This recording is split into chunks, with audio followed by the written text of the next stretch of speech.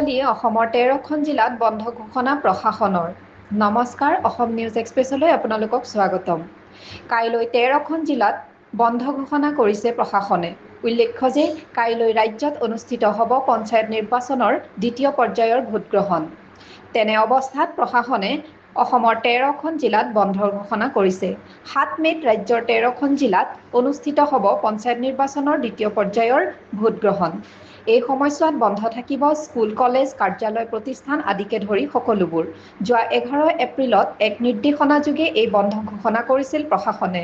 কাইলৈৰ দিনটোত বন্ধ ঘোষণা কৰা জিলাকেইখনৰ নাম হৈছে ক্ৰমে ধুবুৰী, দক্ষিণ শালমৰা, মানকাছাৰ, গোৱালপাৰা, বঙাইগাঁও, বৰপেটা, বজালী, নলবাৰী, কামৰূপ, কামৰূপ মহানগৰ, হোজাই, নগাঁও, মৰিগাঁও আৰু দৰং।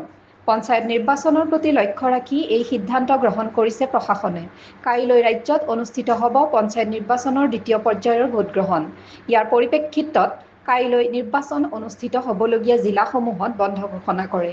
এই নিৰ্বাচন প্ৰক্ৰিয়াৰে 21,920টা গাঁও পঞ্চায়তৰ সদস্য, 2,192টা আঞ্চলিক পঞ্চায়তৰ সদস্য আৰু 397টা জিলা পৰিষদৰ সদস্য বাছনি কৰা হ'ব।